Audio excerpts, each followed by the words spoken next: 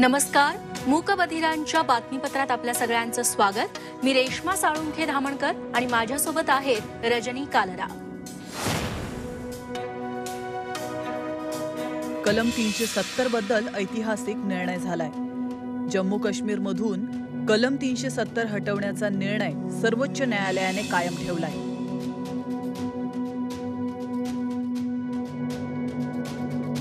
या प्रकरणावर 5 न्यायाधीशांच्या घटनापीठाने सुनावणी केली। न्यायमूर्ती चंद्रचूड, न्यायमूर्ती संजय किशन कौल, न्यायमूर्ती संजीव खन्ना, न्यायमूर्ती BR गवई आणि न्यायमूर्ती सूर्यकांत यांच्या खंडपीठाने हा निर्णय दिलाय।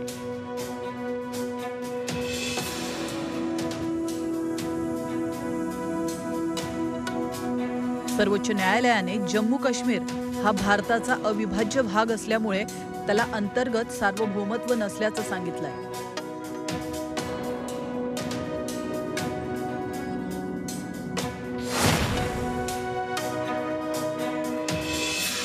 पंतप्रधान नरेंद्र मोदींनी सुप्रीम कोर्टाचा निर्णय हा ऐतिहासिक असल्याचं सांगितलंय। नवीन जम्मू काश्मीरचा नारा देत मोदींनी कलम 370 रद्द करण्याबाबत सर्वोच्च न्यायालयाचा निर्णय ऐतिहासिक असल्याचं म्हटलंय। त्याचप्रमाणे त्यांनी हा निर्णय जम्मू काश्मीर आणि लडाखमधील आपल्या बांधवांसाठी आशा, प्रगती त्याचप्रमाणे एकतेची घोषणा असल्याचं मत मांडलंय। गृहमंत्री अमित शाह आणि भाजप अध्यक्ष JP नड्डा यांनीही या निर्णयाचं स्वागत केलंय। अमित शहांनी अलिप्तवाद आणि दगडफेक आता भूतकाळातील गोष्ट असल्याचं म्हटलंय।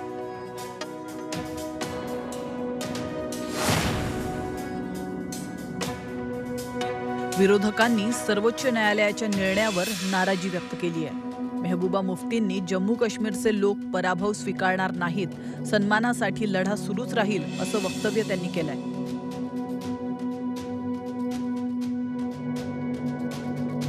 ओवैसींनी सर्वोच्च न्यायालयाचा निर्णय निराशाजनक असल्याचं म्हटलंय। तर आता जम्मू काश्मीरमध्ये बेरोजगारी वाढेल असं वक्तव्य गुलाम नबी आझाद यांनी केलंय।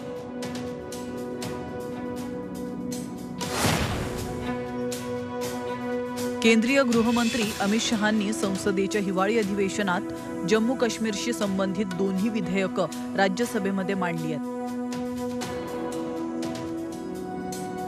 या विधेयकांवर राज्यसभेत चर्चा होणार आहे। ही दोन्ही विधेयकं मागील आठवड्यात लोकसभेत पास झाली आहेत। मूकबधिरांच्या या विशेष बातमीपत्रात आज इतकंच। यानंतर एक छोटासा ब्रेक। बघत रहा झी24 तास।